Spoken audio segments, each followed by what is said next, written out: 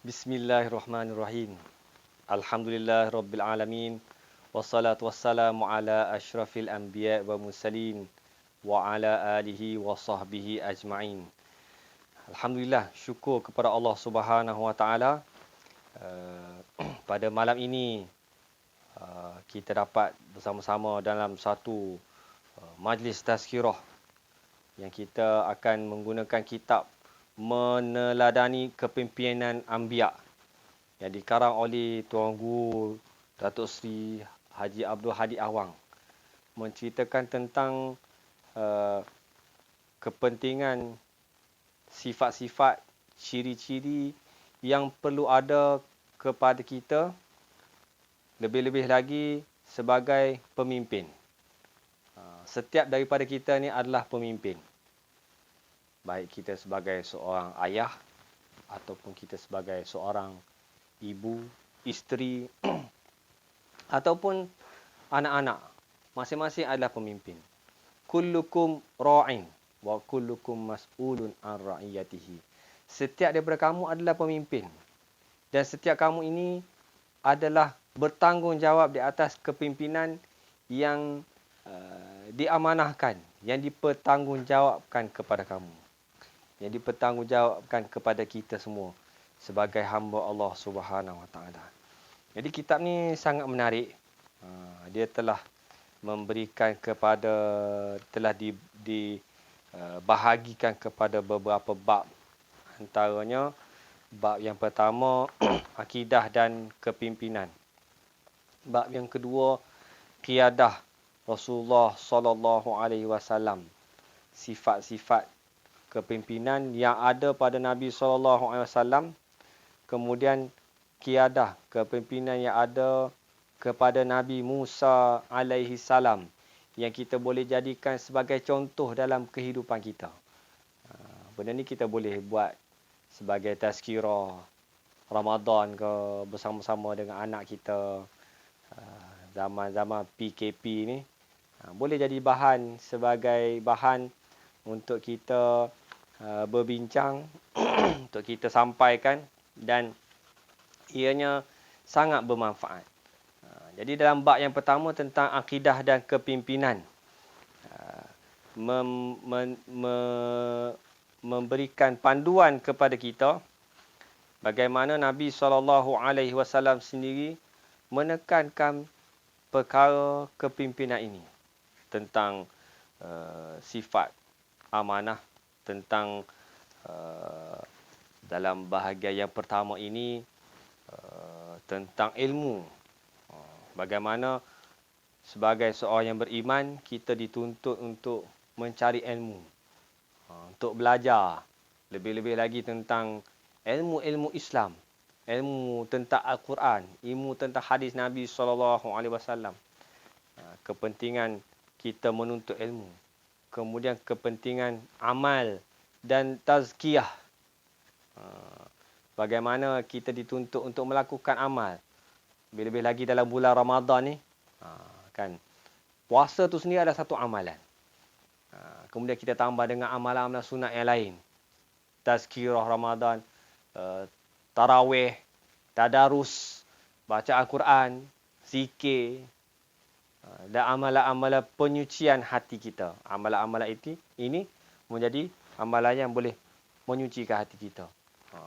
Amalan solat, berpuasa, zikrullah, berbelanja di jalan Allah Subhanahu Wa Taala. Kemudian penulis juga menyebut tentang menyentuh tentang mihnah dan ujian. Bagaimana seorang yang diberikan amanah sebagai pemimpin, sebagai orang yang mempunyai tanggungjawab, akan diuji oleh Allah Subhanahu Wa Taala. Dalam bab yang kedua, penulis kitab ini menceritakan tentang qiyadah, kepimpinan Rasulullah sallallahu alaihi wasallam.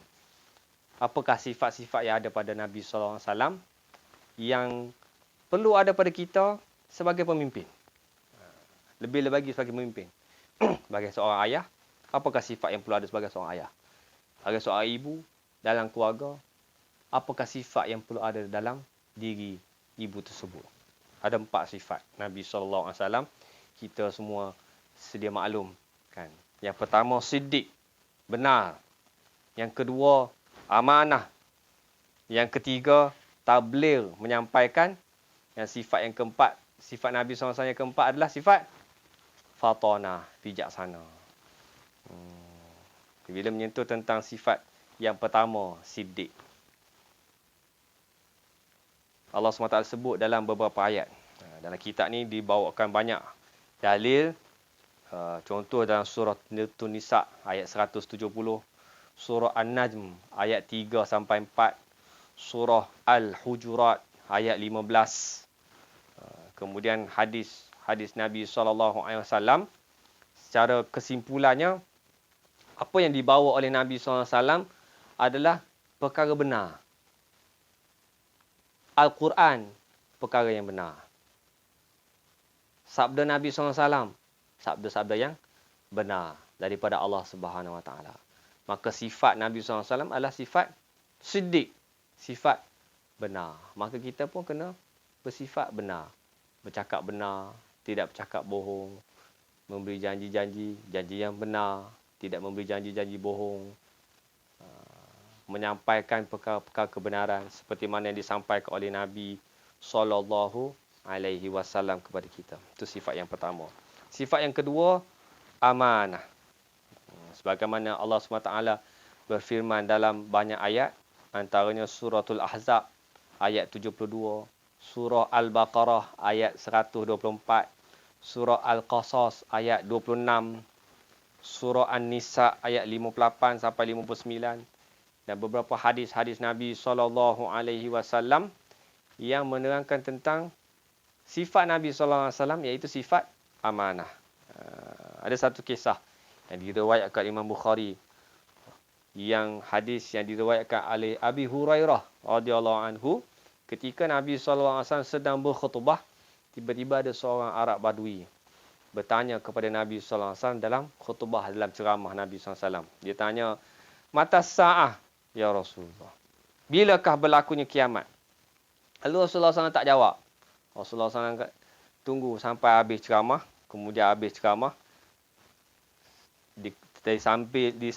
sambil-sambil itu, ada di kalangan jemaah yang berfikir, mungkin Nabi SAW tak suka dengan orang ni. Mungkin Nabi SAW tak dengar soalan tu. Lalu selepas Nabi SAW ceramah, habis kata-katanya, Nabi SAW pun tanya, mana orang yang bertanya tentang hari kiamat? Mata sa'ah, bilakah berlakunya kiamat? Lalu Nabi SAW tanya, siapa yang tanya tadi? Lalu orang tu berkata, sayalah wahai Rasulullah. Maka Nabi SAW pun kata, apakah soalan tu? Kaifa idha'atuha. Lalu bagaimana, apakah? Lalu Nabi SAW pun jawab, fa'idha duyi'atil amanah fantazis sa'ah. Apabila disia-siakan amanah, apabila dihilangkan amanah, maka akan berlakulah kiamat. Bagaimanakah dihilangkan amanah tersebut? Nabi SAW kata, idza wusidal amru ila ghairi ahlihi fantaziris sa'ah. Apabila diserahkan urusan pemerintahan kepada orang yang bukan ahlinya, maka tunggulah berlakunya kiamat. Hadis riwayat Al-Bukhari. Kemudian yang ketiga, tadi yang pertama siddiq, yang kedua amanah, yang ketiga tabligh, menyampaikan. Penulis membawakan beberapa ayat Al-Quran sebagai dalil kepada kita, antaranya suratul Ahzab ayat 39, surah Ali Imran ayat 28, surah An-Nahl ayat 106, Al-Hijr ayat 94-99, surah Taha 45, suratul Baqarah 159, Suratul Baqarah 174, Surah Ali Imran 187, yang menunjukkan kepada kita beberapa dalil bagaimana sifat Nabi SAW dan juga sifat para Nabi adalah menyampaikan, tabligh, berdakwah. Maka kita sebagai ketua, sebagai pemimpin, menggunakan platform kita ni, kedudukan kita untuk berdakwah, mengajak kepada kebaikan, khususnya dalam unit kita yang kecil dalam keluarga kita. Sentiasa mengajak ke arah kebaikan. Jaga anak-anak kita. Jaga solat anak-anak kita. Jaga aurat anak-anak kita. Jaga amal anak-anak kita. Jaga iman anak-anak kita. Sampaikan. Inilah kerja yang dibuat oleh Nabi-Nabi terdahulu. Yang dibawa oleh Nabi SAW. Dan perkara ini sangat penting. Sifat tabligh, yakni menyampaikan. Sampaikan. Walaupun perkara yang kita tahu tu perkara yang sedikit, perkara yang kecil, tapi kita sampaikan. Kemudian yang terakhir, sifat sebagai seorang pemimpin adalah fatanah. Maknanya bijaksana. Fatanah maksudnya bijaksana. Dan pemikiran yang kuat serta tajam dalam menilai sesuatu dengan matang dan pintar sebelum bertindak dan melakukan tindakan dalam sesuatu perkara. Antaranya, penulis ini membawakan beberapa ayat-ayat Al-Quran sebagai dalil kepada kita, memberikan bukti pentingnya kebijaksanaan. Suratul Baqarah ayat 258, Surah Taha ayat 17, Surah Taha ayat 41, ayat 114. Kemudian Surah An-Nahl ayat 125. Dan beberapa hadis Nabi SAW yang menunjukkan kepintaran, kecerdikan adalah perkara yang perlu ada kepada kita sebagai seorang pemimpin. Dan kecerdikan yang terbaik adalah kecerdikan yang terpandu dengan wahyu. Wahyu daripada Allah Subhanahu Wa Taala. Inilah kepintaran yang paling baik, yang paling bagus, yang akan mendorong pemikiran kita, mendorong gerak-geri kita, yang akan memandu kehidupan kita semua.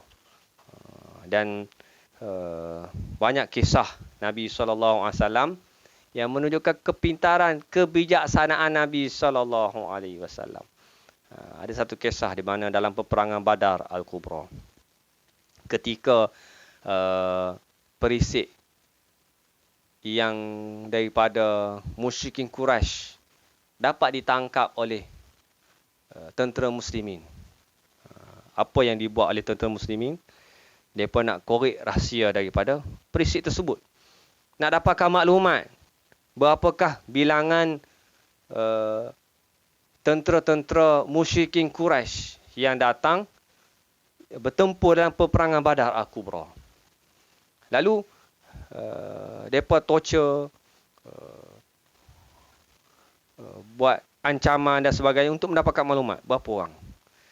Dengan kebijaksanaan yang ada pada Nabi SAW, Nabi SAW dengan lemah lembut tanya, berapakah bilangan unta yang disembelih setiap hari? Nabi SAW tanya secara indirect, berapakah bilangan unta yang dimakan oleh musyrik Quraisy? Setiap hari kami sembelih 10 ekor unta. 10 ekor unta. Nabi SAW kira seekor unta boleh makan 100 orang. Kali 10, 1000 orang. Maka tentera musyrikin Quraisy ada 1000 orang. Maka Nabi SAW tahu tentera muslimin 3 atau 13 orang akan bertembung dengan 1000 orang tentera musyrikin Quraisy, menunjukkan kebijaksanaan Nabi SAW dalam peperangan. Jadi lebih kurang macam itulah antara isi kandungan kitab yang dikarang oleh Fadil Tuan Guru Haji Abdul Hadi Awang ini, meneladani kepimpinan anbiya. Mudah-mudahan Allah Subhanahu Wa Taala memberikan tauladan kepada kita, memberikan inspirasi kepada kita untuk meneruskan kehidupan kita di atas muka bumi Allah Subhanahu Wa Taala ini sebagai hamba Allah Subhanahu Wa Taala. Aqulu qawli hadza wa astaghfirullahal azim li wa lakum. Wabillahi taufiq wa hidayah. Wassalamualaikum warahmatullahi wabarakatuh.